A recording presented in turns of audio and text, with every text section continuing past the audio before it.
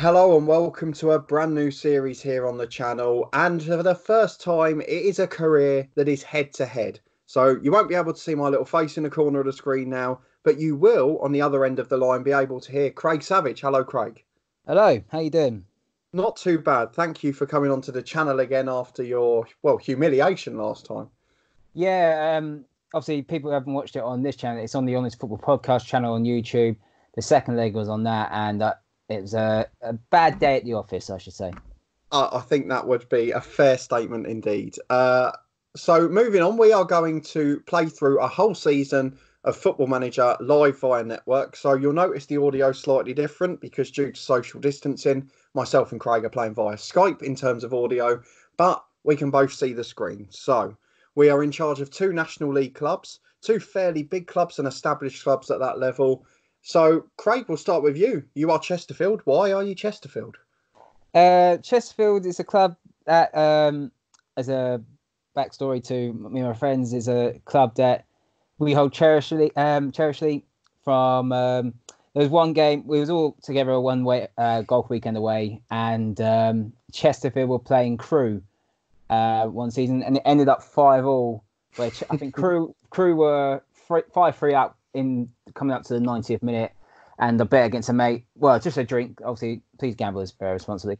It's a bone drink if Chesterfield get back to equalise. And I think it was Craig Clay that got the equaliser for Chesterfield, which was pandemonium in our little hut where all our mates were. And I won a free drink. So it was a win-win. So Chesterfield's always been in my heart. Massive fan of Jet Leicester as well.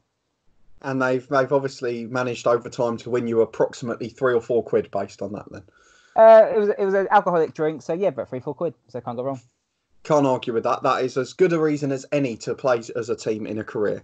For me, as you can see, I'm Barnet. So, I mean, the main reason is they're quite local. But also, of course, we wanted to make it as fair as possible. And according to the media, these two were expected to be neck and neck in the Vanarama National League table, which is why we've gone for them, because we want this to be as close as possible. So you can see we are at the 3rd of August. We're at the end of pre-season, just before our first game. So we're going to talk you through our squads, talk you through our tactics, talk you through our signings so far. Although, of course, the window in non-league is open all the way till March. But before we do that, if you are looking forward to this series, which will run on the channel every week at the same time for the next few, we'll have the games against each other. We'll also have an end of season, start of season and mid-season review. So a minimum of 5 episodes. And of course, we could still draw each other in the FA Cup, the FA Trophy and the likes.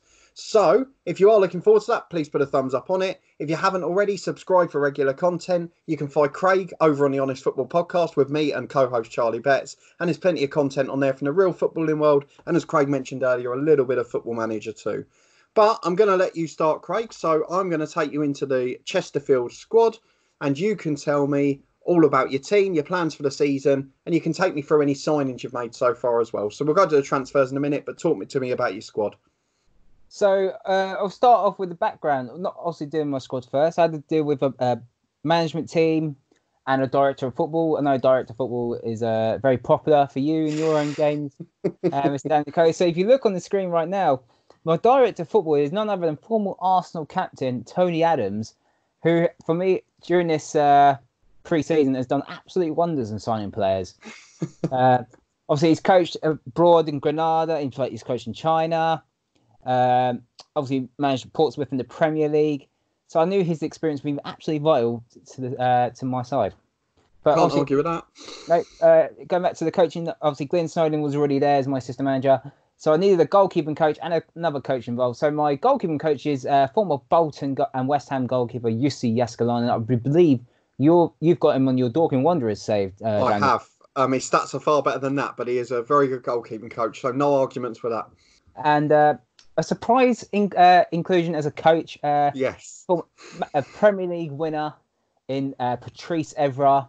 Newly into the coaching game. He's got his pro content and pro license in there. I thought, why not go for it?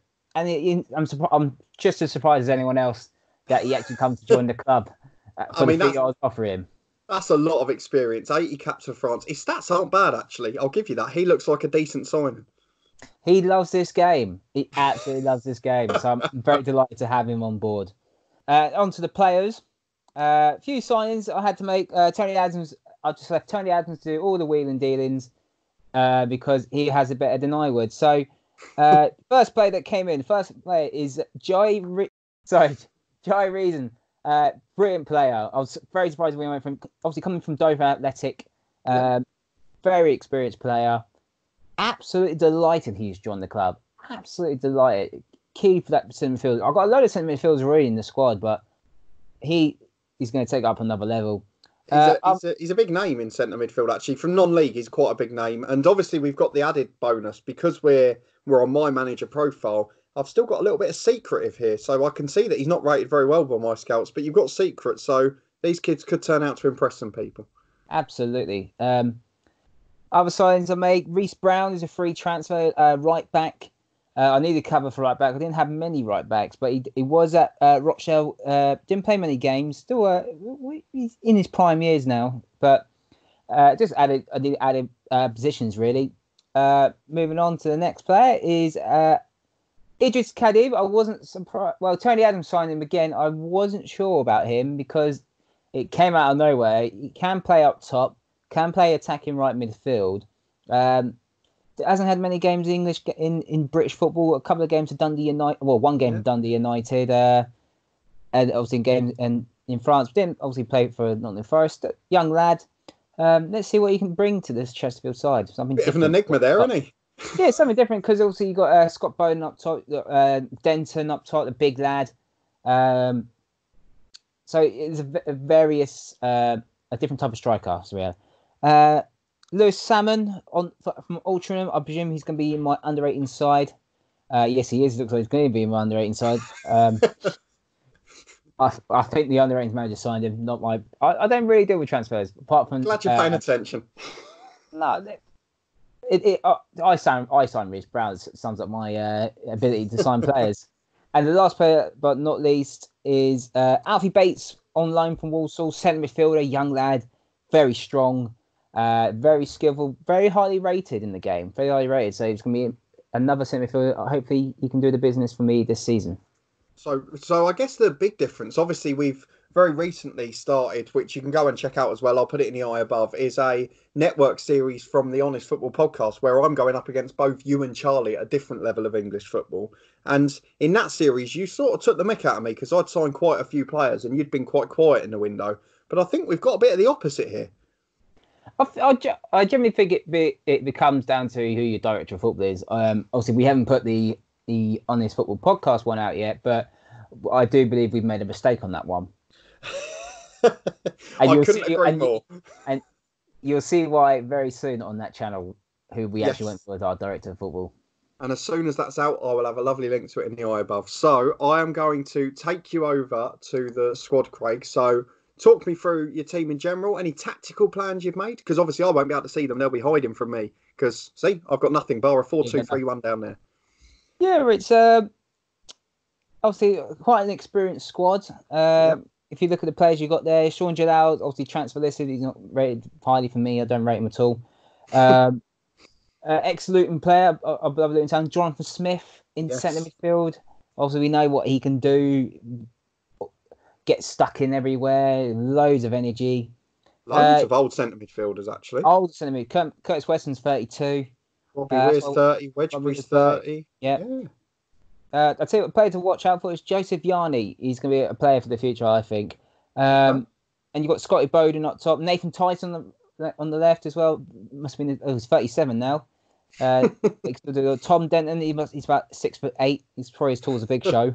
But it looks like he's about 35. But let's get a little image of him up. Hang on, let's have a look. Tom Denton.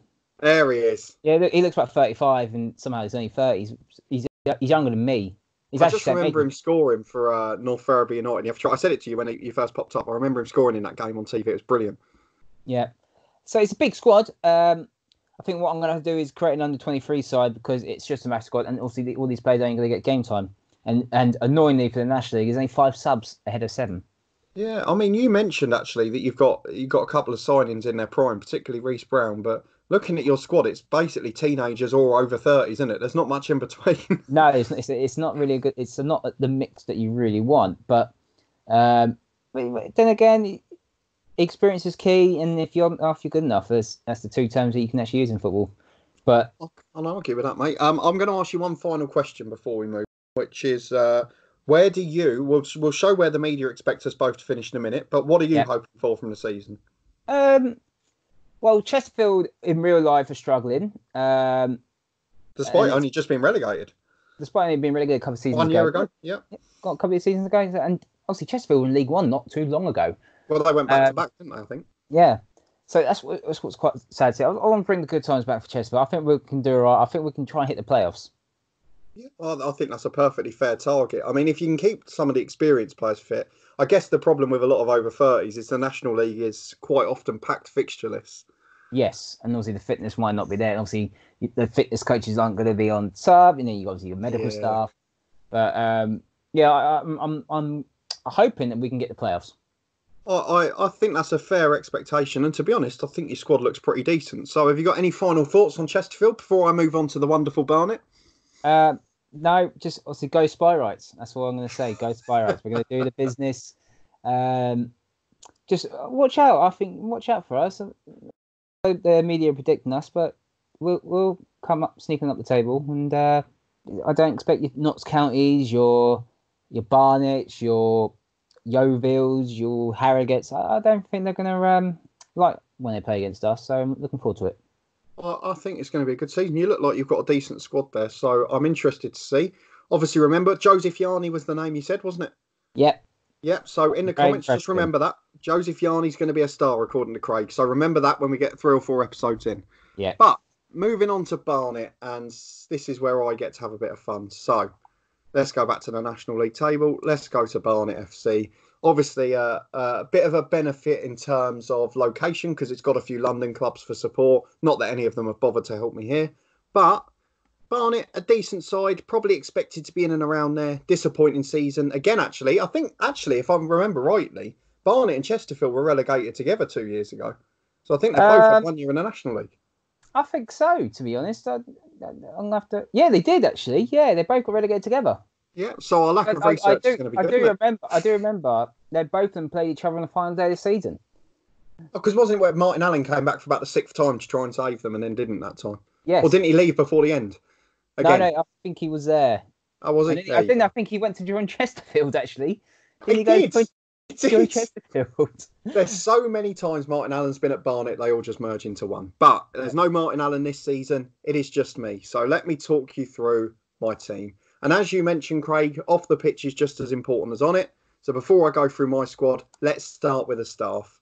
And in terms of the staff, there's only one bit we need to focus on, really. Lots of former Luton legends. Obviously, everyone here knows I'm a Luton fan. So, under 23 manager, Ricky Hill, proper Luton legend. Absolute superstar, 80s and 90s superstar, and he is going to be brilliant for us. Could have been a director of football, but we went for him as a manager instead.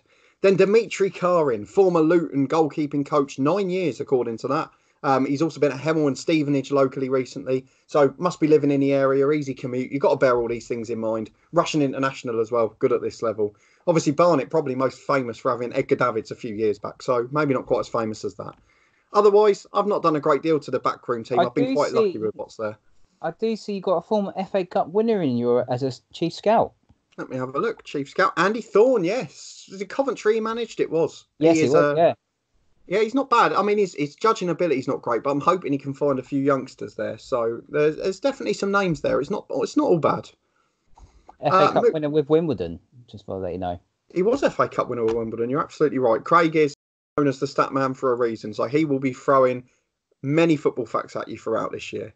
Let's go. Oh, also, on a side note, I'm subject of a board takeover already, so we could well be having a transfer embargo soon. Oh, well, to be honest, obviously the stories are happening in Barnet, obviously with this pandemic going on, it's not looking good for them. It's not good there. Yeah, maybe a takeover is good, but you got a nice stadium now. You got both teams got nice new stadiums. Both very modern. I went to the old Chesterfield one, but not the new one. But I've also got a new director of football. Not really as big a name as Craig's got, but got a bit of experience at this sort of level. Played director of football at Torquay a couple of years back. In fact, he might have been there in my FM19 series. I can't remember. I was just about to ask you that question. Was he in your I don't know. series? So, someone who's been on the channel a while, get down in the comments, tell me, was he my director of football at any stage at Torquay? Presumably the start. But again, you can see the ability and potential, good judgment, professional man. We like him. He's a good man. To be honest, if he's only there 17 to 18, I don't think he would have been 18 to 19. No, it's just when in 18 he left, really, isn't it? That's the only question. But either way, he's got good stats, so I'm happy with him. But let's move on. And we're going to move on to the squad. And you can see it's a little bit bigger. Not quite as big as Craig's, but it's a big squad. So we're going to move to the transfers. And I'll talk to you about the ones who may be going out. But firstly, the men who have come in. We have got 6 players going out on loan. And the youngsters that might improve, so we're not going to worry about them. But the 4 coming in, Philip Mackin, signed by the under-18s manager or the head of youth development. He's a 16-year-old. He's got decent potential, but not quite ready for the first team yet. And then the 3 main men come in, and you can see it is late panic buys. They've all come in the last 2 days. Peter Chioso first, on loan from my beloved Luton Town, as Craig's favourite phrase on my channel, as he always comments to say. He is 3.5-star ability, 4.5 potential. He looks a proper good fullback. I was desperate for a right-back all pre-season. We're contributing nothing to his wages whatsoever either, so I'm really happy with that one. He will be first choice. 2 more. And the last one came because we got an affiliation with Huddersfield, and they have sent us an unbelievable midfielder. Matty Daly at 18 years of age, 4.5-star ability, 5-star potential, determined. Technically, he's okay. I'm sure we'll get something out of him during the season. And then fine. Go on, mate. I must say, sorry, what a weird affiliation you're in Barnet and Huddersfield is. Well, the 2 options I got were Huddersfield and Leeds. So despite being a London club with about 100 teams around, I got offered 2 Yorkshire clubs. Weird. Very, very weird. But take it. We'll take it if we get players like that. But lastly, Larnell Cole, a name most people will recognise, certainly for his father, if nothing else. Andy Cole, Manchester United legend. Craig will tell you that as a United fan. Great player. Fantastic goal scorer. He was a fantastic goal scorer. Unfortunately, Larnell's not quite the same player. Has played for Tranmere, which is another connection to our YouTube series with the Honest Football podcast for FM20. So there will be a bit of a spoiler there. But Larnell Cole, a right winger, coming to his prime at 26, can't cross the ball to save his life, but he's got everything else. And again, should really be first choice and hopefully making a difference. For the 5th tier, that's not bad at all. I'm happy with that. So, 4 signings made. And that means this for me. A 4-4-2. We're going to go proper wide man play. So it's a bit similar to actually what I did with Torquay and FM19. Get the ball out wide, get the ball in the box. We've got loads of target men here. Paul McCallum, who's on loan from, let me have a look, Solihull Moors. And he was at Eastleigh before, wasn't he? Yeah, he was at Eastleigh. Yes. I think he was a top scorer one year, wasn't he, in the National League? Very good striker. Quite tall, physical. Looks like he's got a good finishing ability, good heading ability as well. He's got everything, but he's got one secret weapon. Throw, I see that. 16, bloody hell. So this is basically my tactic, is long balls into the box from out wide and set pieces. And those set pieces will include long, flat bullet throws, which it's a bit of a shame that the target man's the man who's got that, because he's probably one of the biggest aerial threats in the box. But I'm sure he's going to cause some havoc. So I'm hoping that tactic will work effectively. I think, again, at Torquay, I might have had it at some stage. So I'm crossing my fingers I can roll back the years there. Otherwise, we've got a really well-balanced squad, and that's why we didn't have to do so much transfer business. Got a couple more that we're probably trying to get out, some third choices in certain positions. But otherwise, you've got what you want in a save, which is a first-choice player and a good backup in pretty much every position. I've taken a gamble by not getting a good backup keeper, but otherwise, I'm really, really pleased with this squad. And again, probably like you, Craig, I think playoffs is a minimum expectation. Obviously, in the National League, it's extended. It's up to 7th, so we've got to do well not to make that. Well, Barnet's a big club for the National League, and along with Chesterfield. To be honest, there's quite a few big clubs in there now, so it's going to be very tight this season. Yeah, I mean, you mentioned the biggest one in Notts County already, haven't you? They're a massive club down there. Yeah, absolutely, and even like Yeovil as well. Yeah, exactly. Bournemouth obviously had a good season before last couple of seasons. Hartlepool's another big club. Yeah. Solihull Moors unlucky not to get promoted last season. Stockport just got promoted. Yeah. Well, that's the thing I was going to say, actually, because the National League North and South, quite often you get part-time teams coming up, but the champions in each league were Stockport and Torquay, which are 2 massive sides at that level. Yeah, both former Football League clubs. Wrexham, another massive Football League club. How have they not got even close to getting promoted in the last 5-6 years is astonishing. But yeah, it's a very tight league. people who obviously watch the National League on BT Sport know how tight this league is, and it's probably one of the hardest. I think it's the second hardest league to win ahead of the Championship. So, yeah. Couldn't agree more. I mean, it took Luton 5 years, didn't it? Yeah.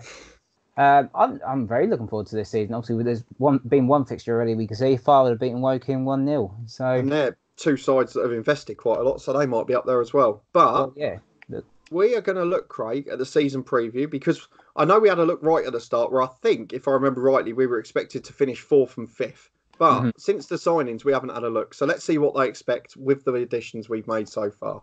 Yeah, go on. Oh, it's not changed much. So Barnet predicted 3rd, Chesterfield 4th, and I mean, there's nothing in that really at all. No. The two, well, obviously they've gone for the two from relegated sides to be the top two. Just looking down, Torquay quite high up for a promoted side. It's the teams I actually expect to be up there. Dagenham obviously got new ownership. Barrow in real life, top in real life. File obviously they lost Danny Rowe. That could play. That could swing around about. Tim. Oh, actually, it's Tim Flowers. Solihull Moors manager. Will he still be there? That's a good question. Let's have a look. He's not. He's already gone there. Oh, it's Jimmy Shan. Yes. He's very good though. I think his stats. Yeah, he's not bad for that level. Yeah, he was at West Brom, wasn't he? Yeah, he took over from Darren Moore season before. So that was last season, actually. So yeah, it was last season. Yeah, I mean, I think that's going to be a pretty tight league. I'm hoping that we can be in that top 7. I mean, it'd be fantastic if we could end the season with a playoff final to decide the Football League. But obviously, one of us will be hoping we can nick the title at some point. Oh yeah, absolutely. I think it'd be tight. I think we've pretty much, even though we've got two different styles of football, it's pretty similar. If you know what I'm saying. Yeah. The squad that we've got. So you've probably got a younger squad compared to my one. Yeah, slightly. I mean, there's still a lot of experience in centre half and bits like that, but generally, yeah, I've got a much younger squad. Yeah, so it's all to play for. I'm thoroughly looking forward to it, and try and improve myself from that abysmal head-to-head game that we did a few weeks ago. You've had the transfer window and you've picked the players this time, so there will be no excuses if it all goes wrong for you. No Declan Rice and no Harry Maguire. And it just as a little side note there, as you can see, if you want to get a bit of a deeper delve into the two owners that we've got, highest spenders of the transfer window are Chesterfield, lowest spenders Barnet. So that shows you what I'm competing with. Is that really? Yeah. Oh, good. So, 12 players in, 6 players out, 8 players in. Oh, God. So who have Barnet sold for big money? Yeah, because you've gained money there. Peterborough have signed someone for $500,000 in the summer. Jack Taylor, yeah. There you go. So that's going to be an interesting season. As you can see, it was expected to be very, very close. We will finish on the league screen so you can see all the teams in the league. Let me know who you think is going to win it. Do you think me or Craig's going to come out on top? You've seen the two squads briefly. You've seen the signings. You've seen the backroom teams. We'll, of course, be back for our first game against each other next time, which actually, as we just found out, isn't a million miles away. It's only the middle of September. So what's that? 9 games in? Our 10th game of the season. So John Still always used to say, the Luke manager, judges after 10 games. That's when we'll get going. So we've got to prove it at that point, Craig. Yeah, it's obviously the games are coming thick and fast. Obviously, you've got quite a hard run to start with. Torquay away, newly promoted side. Eastleigh, Maidenhead, Bromley and Hartlepool. That's a hard month for you. Hard month. I mean, your start, I don't think was much better. Let me go and have a quick look. We'll finish with that as well. So Boreham Wood, Woking again, Wrexham away. There's big trips, teams that are expected to be up there. Solihull as well, early September. So we've both got pretty difficult starts, and there aren't many easy games at this level.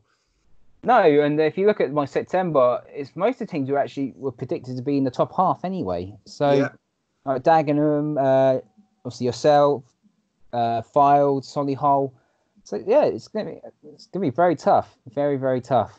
So I guess we'll leave it there for now as we go and head into our first month or two of the season. We will be back next week, the same time, to play the game against each other, which of course, as you can see, is at Chesterfield's home ground. And then the second game of the season after our mid-year review is going to be early in the run-in. So I tell you what, if we're in a title race, that could be the big game. 5 from the end. Oh, wow. That's close to the end.